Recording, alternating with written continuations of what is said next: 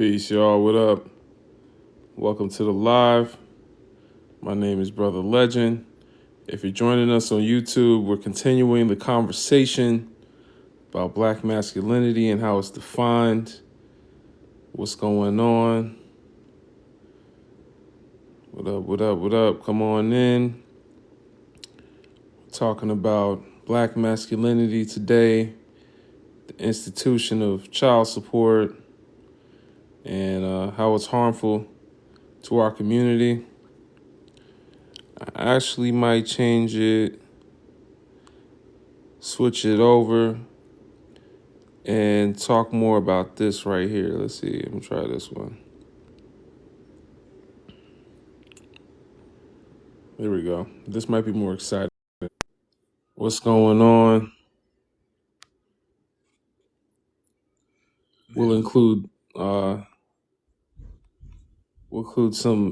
some other groups in the conversation.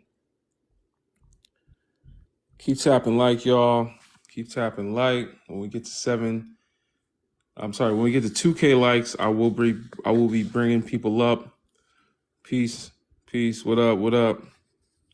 This is my co-host here, Brother Timothy, aka Black Facts Matter.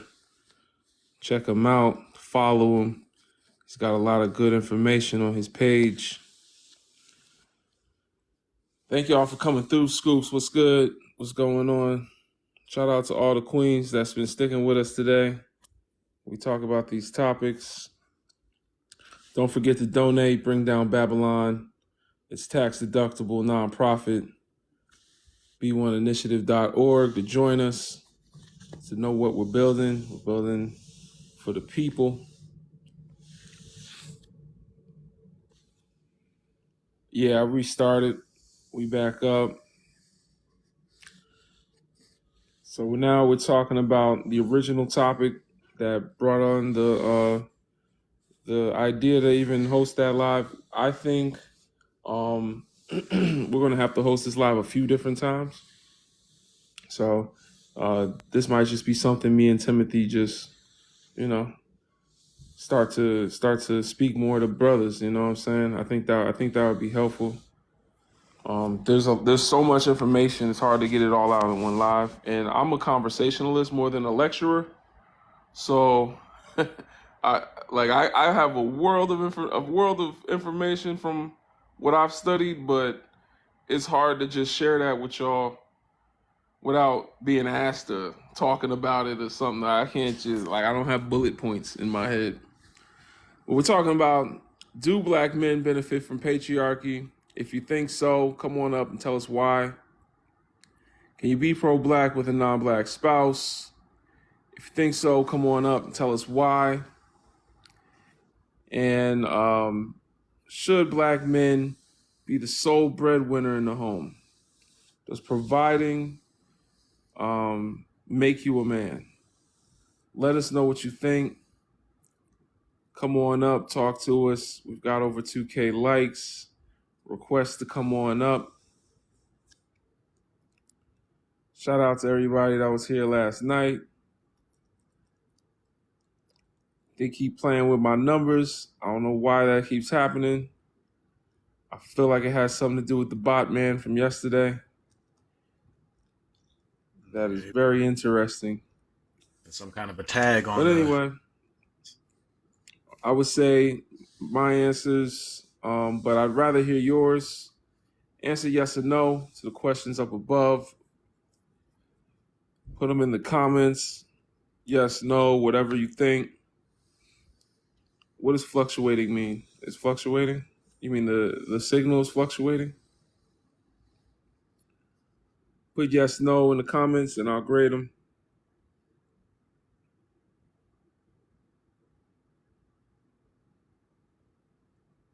So I'm going to go ahead and...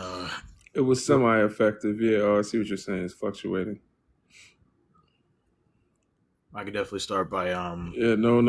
Yeah, I hear you. Yeah, I could definitely start by answering some of the questions, too. Clarissa says no. Got a lot of no's.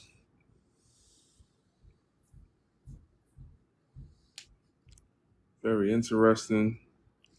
No 3 times. Okay.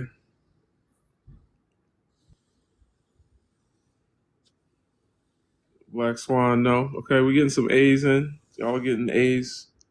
Y'all are passing the class. That's good.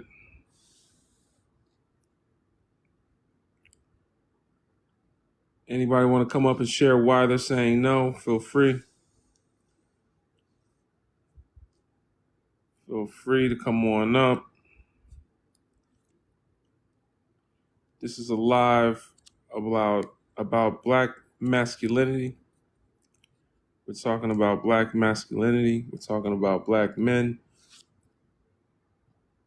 As a reference, if you want to know really what the live is about, you can check out the book by Dr. Tommy J. Curry, Man Not. Timothy will show it on his screen. And you can also check out Countering the Conspiracy to Destroy Black Boys by Dr. Jawanza Kunjufu. These are 2 doctors that have done the work. I'll share the book real quick. Hold on. Share it with us, Timothy. That's the book right there. The Man Not, Race, Class, Genre, and Dilemmas of Black Manhood. Let's talk about it. Let's go.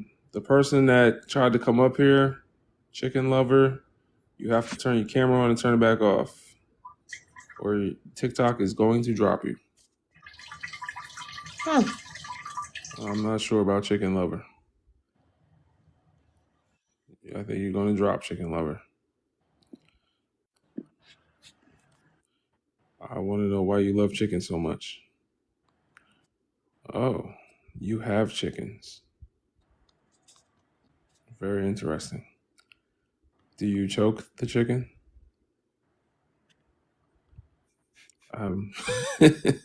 Why are you a chicken lover? Okay. Anyway, do Black men benefit from patriarchy? What do y'all think? You love them as pets. I love them as food. I love them as fajitas. Chop up some spinach. Maybe chop up some mushrooms. Chicken Lover, personally, I love them as fried. I love them as everything. You can put them in a burrito. Stew chicken. You can put them in rice. And your name is Kenya, so I don't think I've ever had Kenyan food, but I know Africa, West Africa, they have good stewed chicken. I don't know about Kenya. I never had Kenyan food. Kenyan food slaps. You need to stop. I'm gonna be honest with y'all. I love Africa. None of y'all food slaps. It's something to behold. It don't slap. Listen. I haven't had slapping African food, okay? I've had, oh, okay. This is something, okay. This tastes ancestral. Did you just I can say taste the ancestors in here. African food don't slap? Ethiopian food? Come on now. Lissa, what's going on, sister? I'm doing well. How are you? You here with us, Lissa? Yeah, I'm just here now listening to you. Oh, you can't hear me? I can't hear nobody.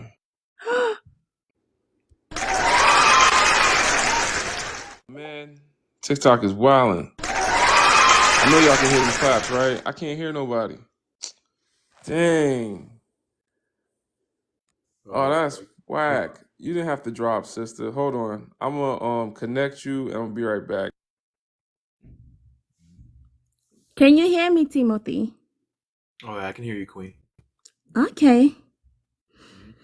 Just let you know right now that if a certain somebody is offering up African food, because yeah, I was about to say, don't hate on Kenyan food. First of all, because we are from the eastern side, we cook a lot of Eastern food, chapati, pilau, and even sambusas, right? And I love all those food. Collard greens are one of my favorite vegetables, collard greens and mushrooms to cook up. So do not hate on Eastern food. They are really Wait, good. wait, Oh where no, you say you from? ain't no hating on Eastern food. I'm from Congo, but on the eastern side. Oh, I know it's a weird combo. I just love the mushrooms, so I put the mushrooms in the sukuma wiki, the collard greens, but it's not the standard. okay. Well, I'm not saying it's not good food. It's just some certain foods slap. Like, you know what I'm saying? Like, slapping food to me is like greasy. It's not really good for you, but it's good for your soul. That's why we call it soul food. But Uh, I've had African food that slap. I've had African food that nourished my body. You know what I'm saying? Like it was like this is really healthy. You know? that is true. That is true. I Most mean, I of don't them. like okra gumbo really do be hidden. Like the spot that I kind of swing by. It's I'm gonna just say that like it's been fire at least 9 times out of 10 that I've been. It's been fire. So yeah, no, I mean you're missing out, man. We got to get you to some of these authentic spots. We That's what I'm gotta saying. go over to Lisa's house. I didn't go to the authentic spots. I went to get Ethiopian food. The rice was dry. I was like, I can't. It was just weird. Yeah, I wasn't ready. I wasn't ready. So I am unfortunately not the biggest fan of like Ethiopian food. There's some food from Ethiopian cuisine that I really like, and I'm like, this is really good. But I'm not the biggest fan of certain things. But most countries on the East, their food is really good. Even our teas, I feel like when people say tea, tea, tea, I'm like, it's because you haven't had Eastern tea. It's really, really good. okay. Well, I'll see. I'm gonna try it. I'm gonna try something. Let you know. I can't try it in Texas. I'm in Texas. I don't know. Maybe there's a place down here. If somebody knows a place near Dallas that's got authentic African food, let me know. I don't know. I'm iffy about Texas. It's a lot of yeehaw down here. So First time I stepped off the airplane in Texas, the first thing I get hit with was just barbecue. Just yeah, yeah. no other food. Just barbecue. Yeah, I done gained about 30 pounds, 30, 40 pounds since I've been down here. If you look at my old videos from last year, y'all gonna see I look thinner because I've been living in Texas. My wife been in here cooking. But yeah. What brings you up, Lisa? Oh, I was just going to join the discourse. I love a good conversation. Okay, yeah, talk to us. Do black men benefit from the patriarchy? I would say yes. Because at least for me and the way I see the community, they really do like to uphold the patriarchy and get any sort of benefit they can get from it. So if they can get a woman to serve them all their life, they'll take it. They will not say no to that. So I do think to a certain extent, black men do benefit from the patriarchy because they are still men, though their blackness kind of, hinders that just a little bit, but they're still up there. Okay, so you're saying that are there black patriarchal institutions? Uh, what sense are you talking about? I would say name a black patriarchal institution. You said they benefit from it, right? So if I benefit from something, I'm going to create institutions to further benefit. So name a black patriarchal institution. Right, that's why I asked, like, in what context, because at least for our communities, like, we live in groups and, certain people uphold certain things. And, like, at least for us, like, you can't get married until, like, one of your male relatives says yes. I think one of my aunts, she tried to get married to someone my dad didn't like. He literally bought her back. So maybe not in your context, but black men can uphold patriarchy in a certain way. All right, so you're talking about patriarchy in the form of, okay, all right, so when we talking about patriarchy, we're talking about a form of oppression that oppresses women. It excludes them from power. It makes men the default in society.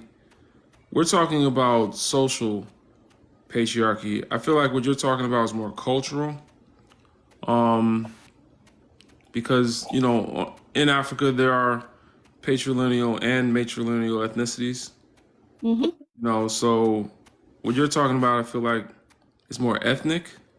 And I understand how in that version of patriarchy, there are black men that kind of hold positions of power. I would still say they don't, because no matter what ethnic group you're from in Africa, when a white man comes there and decides he wants to, I don't know, exploit your land for resources, or there was a recent unaliving by a white T-man of it was actually I think it was a woman in West Africa that was unalived by a white T-man, and all they did was extradite him back to the United States or something like that. But what I'm saying is they can unalive people with impunity.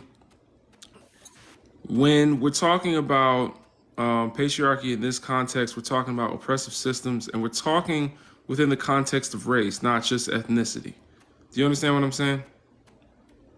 Wait, I would like for you to give me like examples of institutions, to be specific. Can you repeat that? Christianity, In Christianity, that's a white patriarchal institution. but I would argue even black men would have a certain level of authority above women. Yes, they do. In the context of white patriarchy being co-opted by black men, they do. However, patriarchy means that there's a man on top, right? There's a man at the top, right? Yeah. And this man is on like the top of a hill. He doesn't want to share with any other men, right? That's patriarchy. Patriarchy is an order. There's a class system, a pecking order is what they call it. So there's men at the bottom, women at the bottom, then there's men in the middle, and there's a man on top, right? The man on top is not a black. I've always thought it was like some men at the top. Like I'd never thought of it as one individual at the real top. Patriarchy in itself, misogyny and toxic masculinity is about not sharing. That's why men fight. They don't share. That's women. Women can say, "Hey, let's get together and bond and have a sisterhood." Men is like, "No, I'm the boss." That's patriarchy. So what I'm trying to say though is there is no society where black men and black women, black men and white men are both equally participating in patriarchy together. If that were the case, then we would have black King of England. We'd have more black presidents. It would be about 24 black presidents. Obama would have been number 24, 25. You see what I'm saying? That doesn't happen because there is no sharing of patriarchy. There's white men that run patriarchy, and there's black men that help white men run patriarchy. But patriarchy within itself is not an African invention. And to be honest, it wasn't introduced to the diaspora as a default in society until after colonization.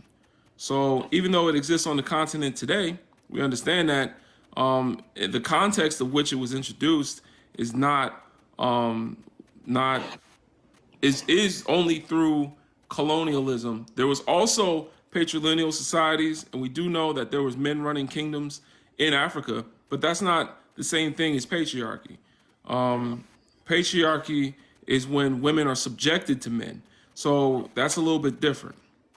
There was also misogyny, and so anytime there's men and women next to each other, there was misogyny. But again, that's not the same thing as the system of patriarchy that we're talking about specifically today.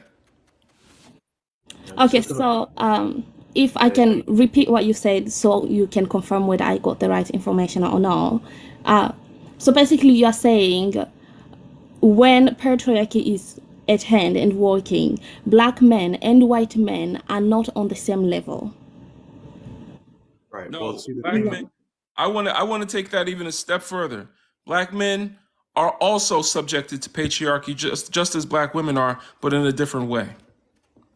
That I would agree. That I would agree that they are not on the same level, like not even on the same planet when you talk about that. Patriarchy is look at the Congo. Look at the Congo. Look at the men that have been unalive since 1996 in the Congo. The men that millions have been unalived. The men are dropping faster than the women. The women are being unalived as well, but they're being more SA'd than the men are. So every hour, 2 women are SA'd in the Congo. However, the men have been unalived by the millions in the Congo.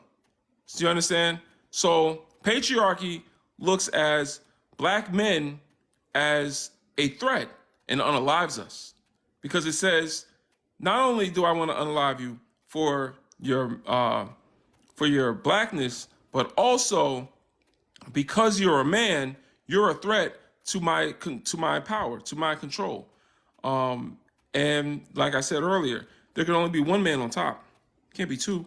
He sees us as other. He doesn't see me and say, "Oh, another man like me. Hey, come on in, man." No, he sees me and says, "You are a boy." That's what they called us historically. They call us boy.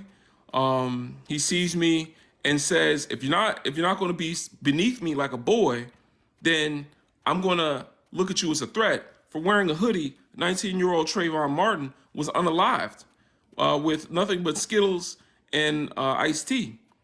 No other man is subjected to patriarchy as much as black men are.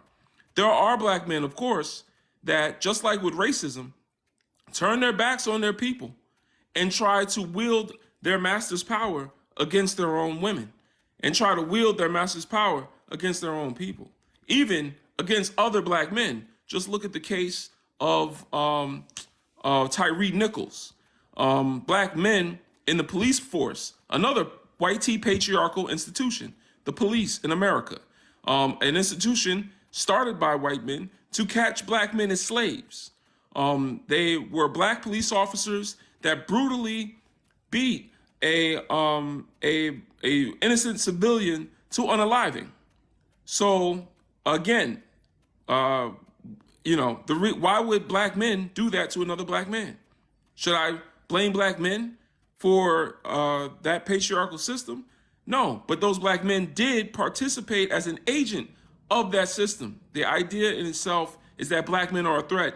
And even when black men take on patriarchy, they are a threat to other black men. So, so basically what I'm saying is to say that black men benefit from a system that unalives their bodies and deems them less than equal and dehumanizes them just in different ways. For a woman, they want to use you. They want to use your body. They don't want. They seem you as less safe. They'll let you work in their office, but they'll never make you the boss. But when they see me, they won't even hire me. Black men are the least hired demographic in America as well. And I'm sure it's the same across the world. But in America, we're the least hired, the most unemployed for a reason. So I land my plane there. Yeah, so it's just that on page 15 of Man Not, it talks specifically about, well, at least it says like a brief sentence saying, hegemonic masculinity asserts itself as a heterosexual practice that seeks to dominate women and subordinated masculinities that challenge its definition, such as that of homosexuality. So, in and of itself, white supremacy is the hegemonic masculinity. That's the dynamic that is set across the entire board. So, when you are forced to be put into a position where you're not allowed to fully express your masculinity because you're always going to remain, or you're always within a white supremacist system, remaining as the subordinate to the white supremacist masculinity, then as a black man, you're never going to be able to fully realize your masculinity unless you're completely separated from those people. But the problem is that obviously globally, colonization very much so took place. And a lot of these dynamics of so-called European culture was forcibly imposed on a lot of African city groups and African people groups. And so we were never meant to benefit from white male patriarchy, because white male patriarchy was only designed for the express purpose of culturally being tied to people of African ancestry, but also very much so only benefiting them. So historically and culturally, that comes from them. But within African societies and civilizations, it's something that we're going to have to unpack and unlearn and dive deeper into in order to uncolonize ourselves, like decolonize the mind and decolonize how we interact with each other. And we need to resort back to our ancient African practices, which was very, very different type of dynamic and more of an appreciation and acknowledgement of the people that we were actually interacting with, rather than a desire to be above them, or, hey, I'm this way, hey, I'm that way. That comes from Europeans. That's not us. But I hope I answered your question, Queen.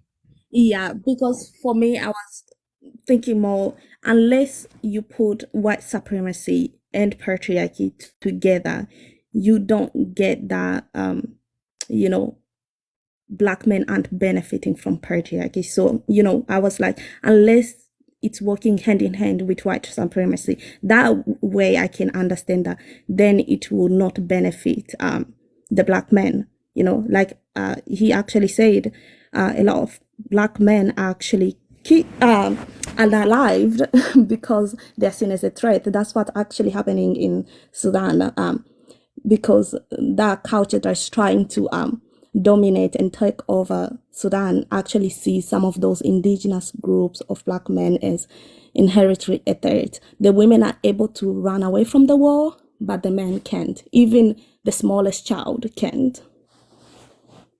No system of oppression that exists in the world today is devoid of racial oppression. Like there's no separating patriarchy from racism at this juncture, at this point in history.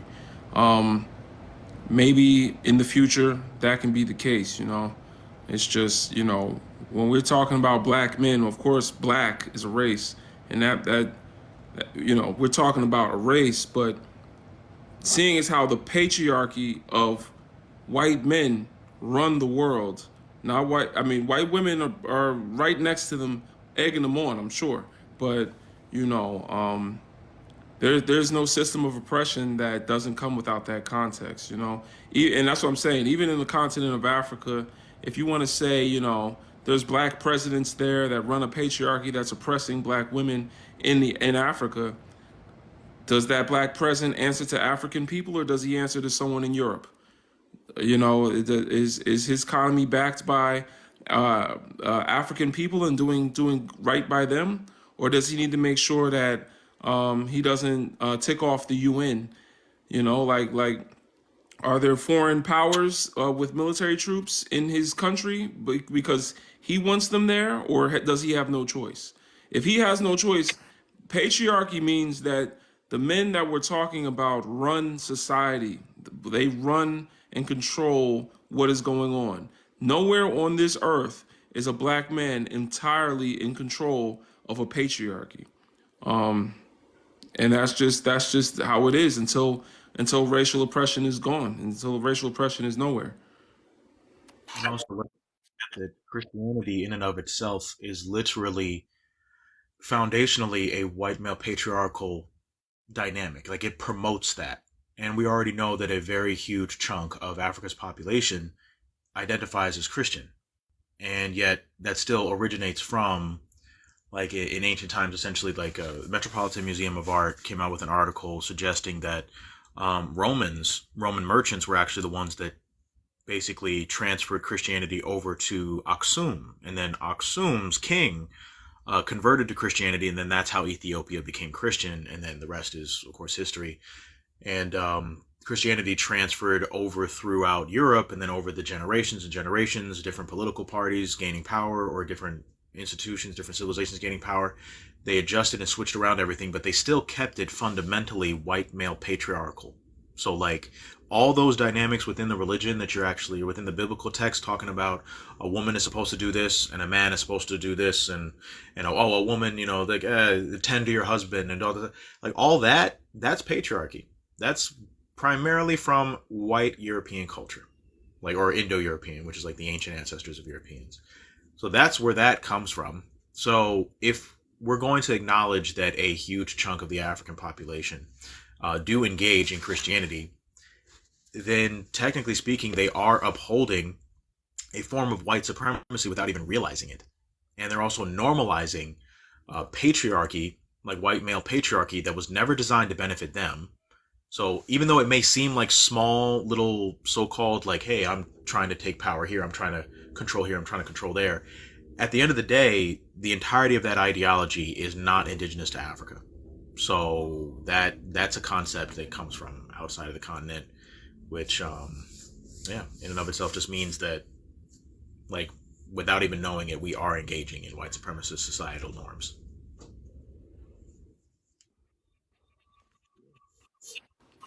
Well, thanks for that breakdown. Anybody else want to come up? Feel free. Don't be shy now.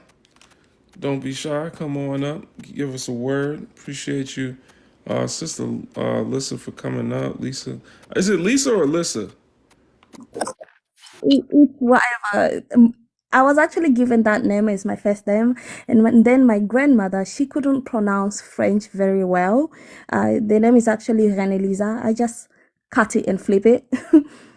So you can just call me Lisa, whichever one. I do not mind, because they eventually actually made it my middle name and they gave me an African name.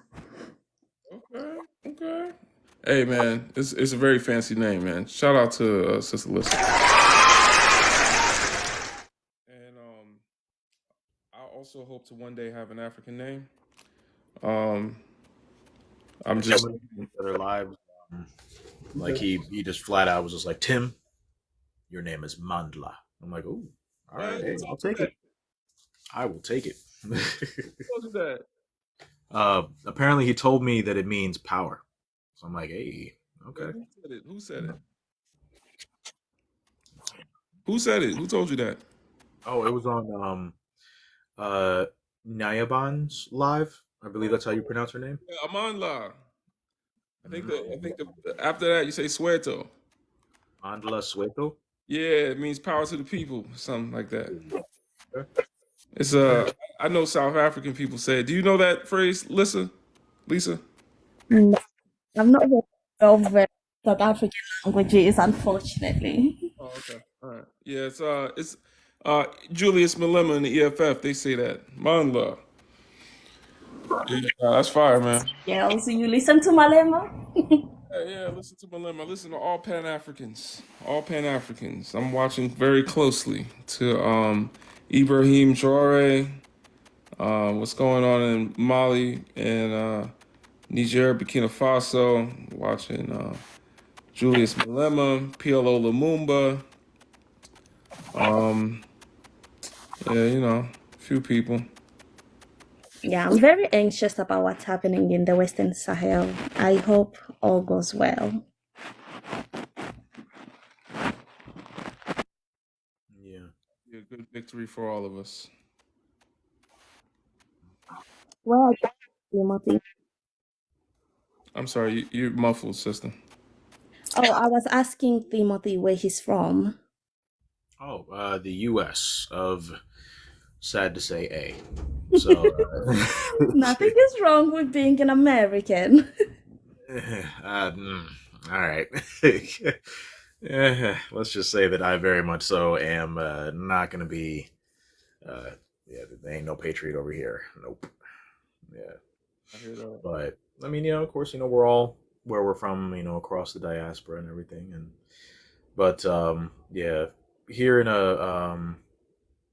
America, there's a lot of like restriction, or at least not restriction, I would say, but more so, well, actually, no, yeah, like a restriction of African information. So like and even an encouragement to kind of disassociate yourself from your Africanity. So a lot of times you have to like actively seek out people that are like, hey, I'm gonna teach you how to say this. I'm gonna teach you how to reword that. I'm gonna teach you more actual concepts that historically come from our people.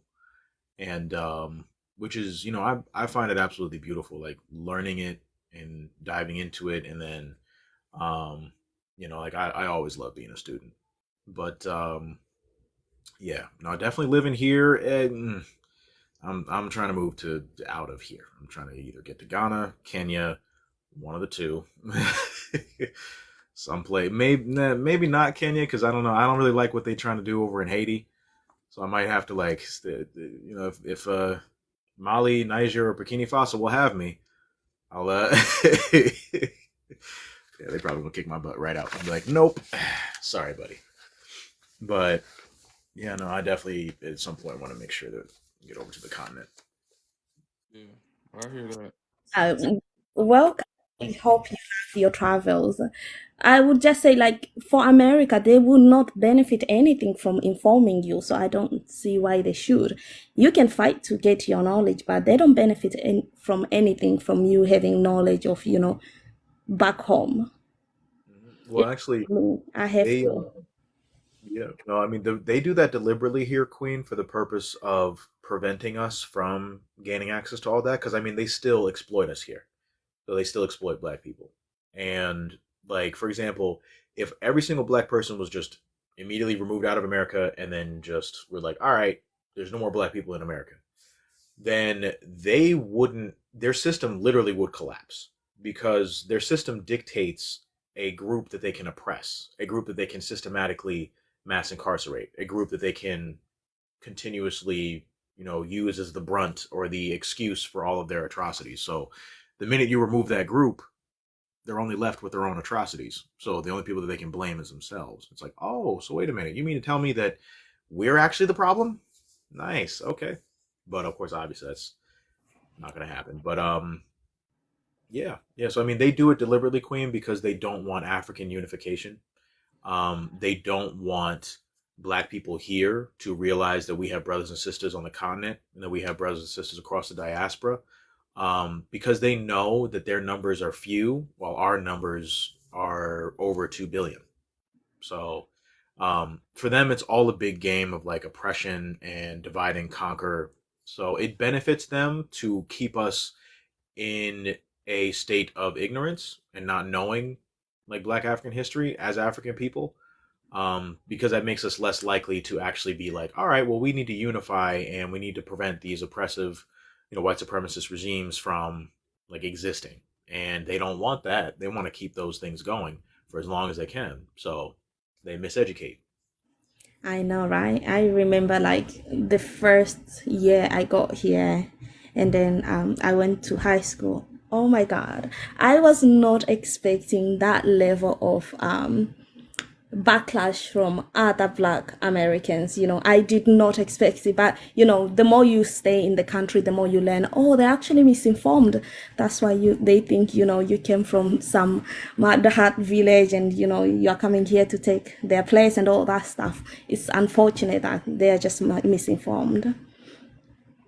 Messed up part is that, when we're speaking about architecturally and actually what's best, like the best type of house to live in, they make it seem like mud huts is some type of like, oh, it's so primitive, it's da, da, da, da, da. And they deliberately do that for the purpose of trying to get you to not associate with your own African culture. But come to find out, mud huts are actually the most like economically friendly. And also they literally like go along with like the temperature rising and the temperature cooling, like it's actually more suitable for living spaces. And our ancient African ancestors, they knew that from the jump. That's why they were like, all right, well, it makes sense to, have this because it's not going to like keep you caked in. I mean, of course, obviously they made things with cement. But at the same time, majority of their living arrangements were not like in brick buildings, like surrounded by things that could cook you like an oven in this construct that was invented. Like, yeah, like they be trying to they be trying to misinform, Queen. But you know, and we have access to the books. We're living in the age of information now, so everything is literally right at the push of a finger. And you know, and plus also we can buy the books. And yeah, one thing I do very very much so enjoy is that once you get a knowledge and an understanding of how many black institutions are actually out there pushing against this white supremacist rhetoric that they like to push, um, you just start seeing like a floodgate of information, just like, hey, here's everything, and you know, we want you to learn this, we want you to learn that, and it's yeah, it's beautiful. I like it. That part. Anybody else want to come up? Feel free. Yeah, no, that's the thing about African architectures. Historically, they've always been more economic and environmentally friendly. Even today, a lot of African leaders, excuse me, even the corrupt ones, will speak about the need to, you know, keep Earth alive, and like, you know, they'll talk about green initiatives and stuff like that. And I'm like, dang, you corrupt as hell, got things going on in your own country, and y'all still make sure that you're gonna take care of Mother Earth. That's how deep rooted it is. You know, I'm like, wow, like that's wild. You know, we don't need you to be the president, but it is wild that even no matter what you do, you're gonna make sure that Earth continues to thrive. So I think that's cool. But yeah, it's been a quiet day, man. I think these topics scare people away, Timothy.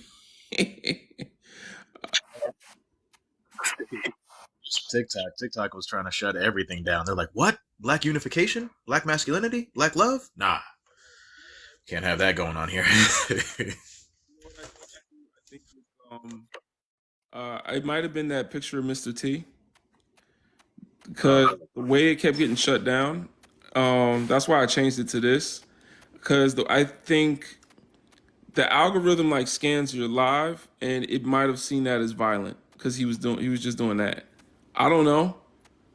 It's possible. That's all I'm saying. But yeah, it is really quiet today. Not much discourse, I guess. Um, in order for us to host this conversation the way it needs to be had, I think it is something we're gonna have to do off of this app and somewhere else. Because honestly, it's not even something that we really wanted to argue with people about. We really kind of wanted to talk amongst men. So I say, if anything, we could start hosting it in the Discord. But then again, the Discord has a lot of sisters in it too. To be honest, we got a lot of sisters in the Discord. But I'm gonna see how many men are in there. I'm gonna take a poll. I'm gonna take a poll in the Discord, y'all. Everyone that's in the Discord, please participate in the poll. If you're nb1initiative.org, participate in the poll. I think it's mostly sisters. No, yeah, I think the sisters should listen. Especially Tia, cause she was coming up here like, nah, I'm playing with you, Tia. I'm playing with you, Tia. But nah, I think the sisters. I'm playing. Nah, but I think the sisters should check out what we're saying, because a lot of what's being said is not going to be something you hear a lot of men be able to speak on, and they're not going to feel comfortable speaking on it around women. It's conversations that somehow my wife was able to listen to me on, and was a key factor into one of the reasons I married the woman I married. Because appreciate you, Timothy, but what we're talking about with these books, all of this was something that I hadn't read up on, but I had a balanced enough of a take on it that I was able to convey it to another black woman. And instead of telling me, you know, I was wrong, or telling me, you know, you know how people will attack you for your perspective. She definitely listened with empathy, And we had more conversations and more conversations. And then, the scholars that she had read and, learned from were kind of, it all leads up to a point where I'm able to have these conversations with y'all. So I think we do need to have these conversations because we see the gender wars a lot, and it's time to stop blaming the other gender and start looking more critically at ourselves. Yeah, definitely.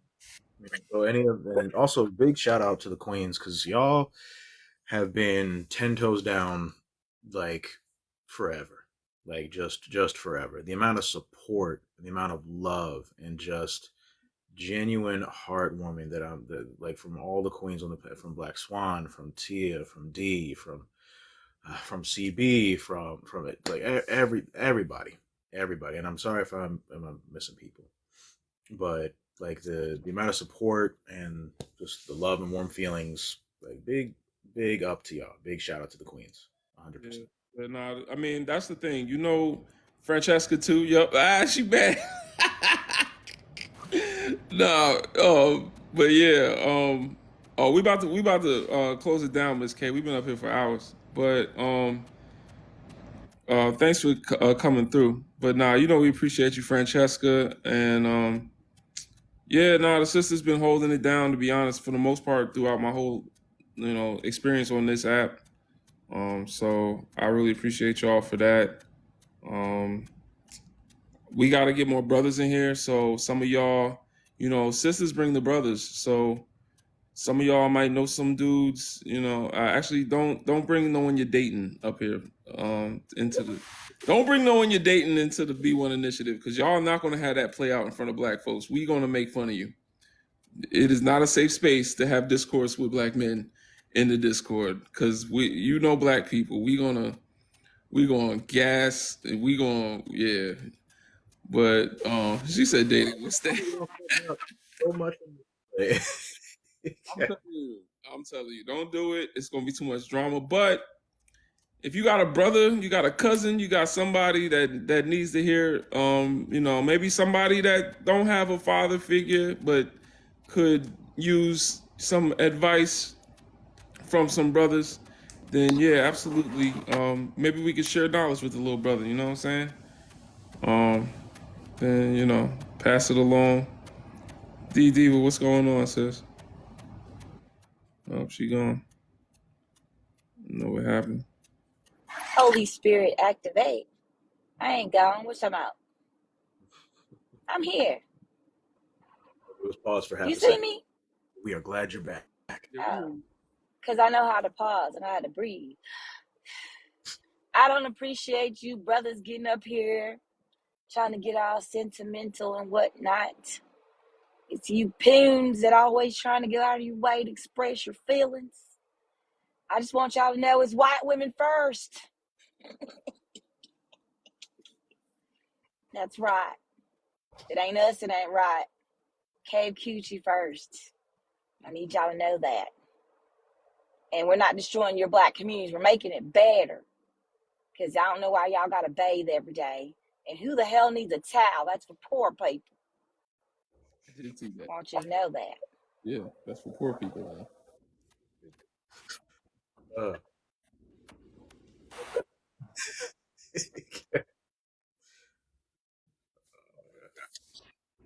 Yeah, this for poor people. Taylor Swift's why can't I say her name? Taylor Swift fans use their hands. Oh no. Taylor Swift fans use their hands. We don't need no exfoliating rag. We don't need that. We don't need a washcloth. Hey, man, make sure if you use your hands, you don't wash your face after. Wash your face first. You gotta wash your face first, top to bottom. You know what I'm saying? That's how you do it, top to bottom. Always remember that, kiddos. Top to bottom. But don't use a loofah, by the way.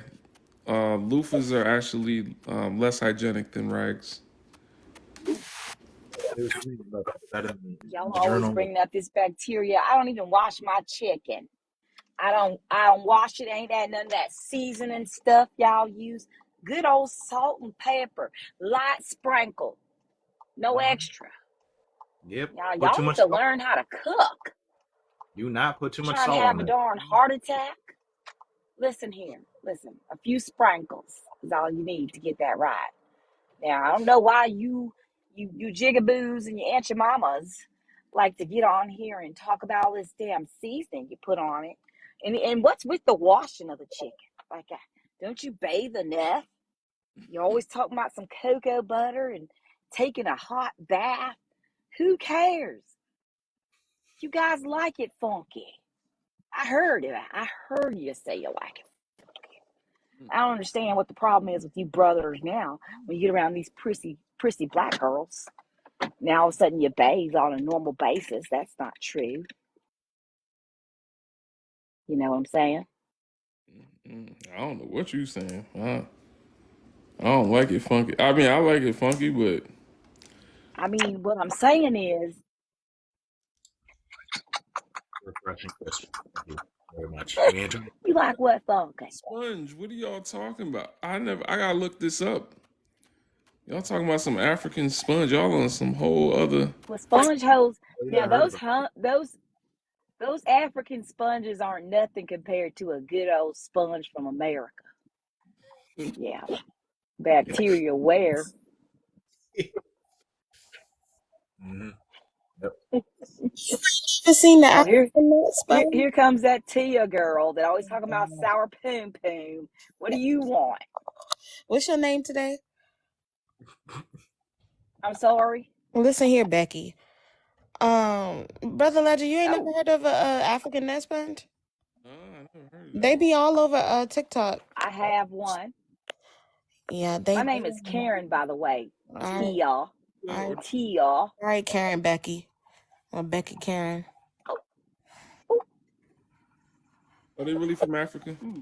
Yeah, it's like yes. it's a popular thing. They're if this is a loose comparison, but kind of like a deconstructed loofah. But they are if you were to compare it to like a which sandpaper, it has like a heavier grit to it. So it's good for like exfoliating, and then they're like a long length, so you can like scrub your back easily and whatever else. But there are a bunch of shops on TikTok that sell them, and a few they use African women from the village who make them. So it's like like they're supporting a local economy to sell them. I do like that. Okay. All right. Well, I guess I'll check that out. We're gonna talk about it, and it's highly hygienic. It lasts 1 to 2 years. Nah, you gotta wash it between then. I don't know how you. But before it breaks down, they mean like to where it's not as effective. Oh, But you can just throw it in the washing machine. oh, okay. I'm about to say because you know what I'm saying? Like, be having all type of booty grease. You gotta wash that thing. Not me. About the booty goose. Sea green. Mm. But all right, y'all. What time is it? It's 5 o'clock. I might come back up later, but I have work to do. This is the weekend that I need to work on Sankofapedia, so that hopefully I can have it up by tomorrow. We're gonna get together again tomorrow. Let's do a meeting in the Discord. All those that are willing tomorrow at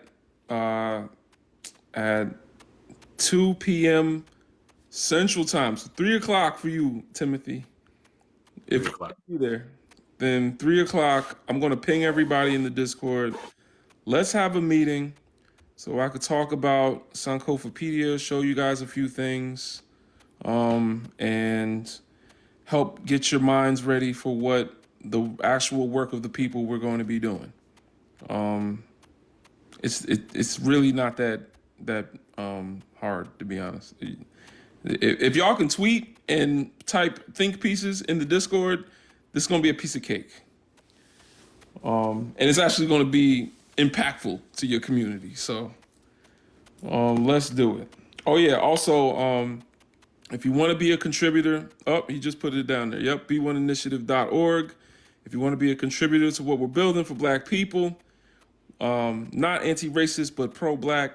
If you want to be a contributor, feel free to join us. You're going to have to get vetted. The vetting process is going to change, but for now, if I know you, I know you. You know what I'm saying? We've been kind of interacting almost every other day at least on this app and talking, on the Discord. So a few of y'all I understand, but we're gonna have more private conversations moving forward. But eventually, I plan on having a certification system in place to where people will have to pass a certification to become a contributor on our website. But yeah, we'll talk about that more tomorrow. I'm screaming. Not the best CULT I've joined. Cult live? I can't. I'm weak. Yeah, 100%. We all sit around, circles, and we all, drink wine in unison, and that's how we, I'm excited. No. I'm not gonna front. I'm excited because I know what's possible with this project, and I'm not sure if some of y'all know, but I know what's possible with this project is going to be great. We're gonna complete it to a certain point, and then we're gonna get it to these universities, and we're gonna have Black students signing up to become contributors. It's going to be amazing.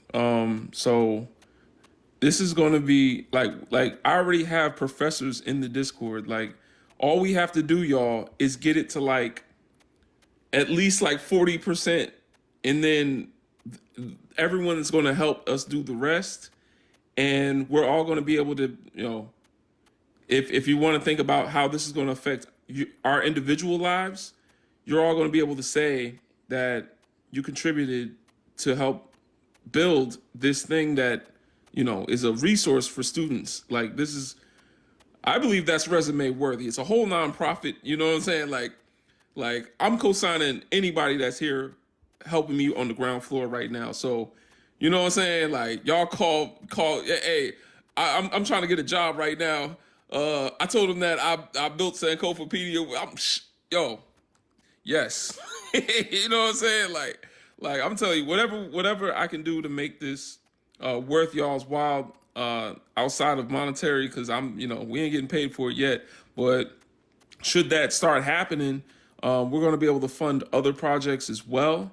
So we're all volunteers. This is the work of our people. So I'm just saying that you could take a lot of pride in what we're doing. I think it's going to be very impactful. Yeah. So, all right, y'all. One love. Appreciate you.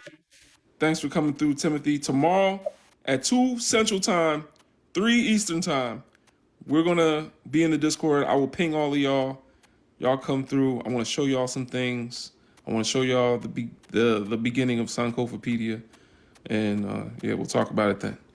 One love. Peace.